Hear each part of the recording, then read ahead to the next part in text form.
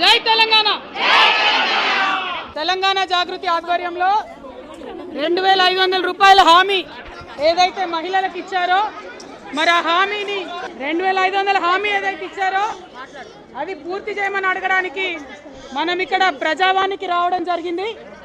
మరి ప్రజావాణిలో ముఖ్యమంత్రి గారు నేను ప్రతిరోజు ఉంటానని మాట ఇచ్చారు, కానీ ఒక్కసారి తప్ప ఏ ఒక్క రోజు ఆయన లేడు ఇక్కడ।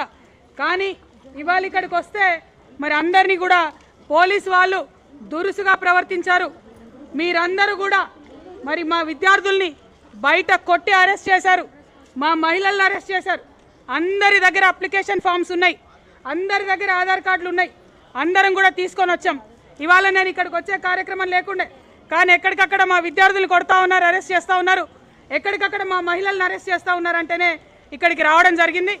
ఈ ప్రభుత్వాన్ని మేము హెచ్చరిక చేస్తూ ఉన్నాం, మీరేదైతే మహిళలకు మాట ఇచ్చి వచ్చారో అది నిలబెట్టుకోకుండా అప్లికేషన్ ఇవ్వడానికి శాంతియుతంగా వస్తే కూడా మీరు ఇట్లా చేయడం అన్యాయం।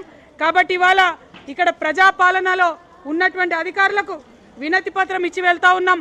ఒకటే డిమాండ్, రాబోయే బడ్జెట్లో మహిళలకు 2500 రూపాయలు పెట్టండి, రాబోయే బడ్జెట్లో మహిళలకు ఏదైతే స్కూటీ ఇస్తామన్నారో దానికి సంబంధించి బడ్జెట్ పెట్టండి, మహిళలకు ఏదైతే తులం బంగారం ఇస్తామన్నారో దానికి సంబంధించి బడ్జెట్ పెట్టండి, 2000 నుంచి 4000 చేస్తామన్న పెన్షన్కి బడ్జెట్ పెట్టండి, ఇంట్లో ఇద్దరికి పెన్షన్ ఇస్తామన్నారు, ఇప్పుడు అయ్యలకు వస్తుంది పెన్షన్, అవ్వలు ఎదురు చూస్తూ ఉన్నారు, మా ఆడబిడ్డలకు పెన్షన్ పెట్టండి।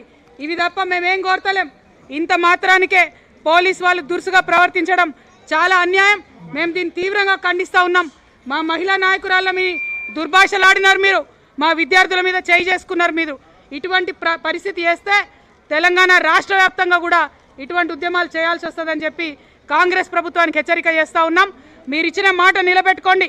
26 ఫిబ్రవరి నాడు బడ్జెట్ సమావేశాలు ఉన్నాయి, ఈ బడ్జెట్ సమావేశాల్లో మహిళలకు సంబంధించి బడ్జెట్ పెట్టమని డిమాండ్ చేస్తూ ఉన్నాం। జై తెలంగాణ, జై జాగృతి।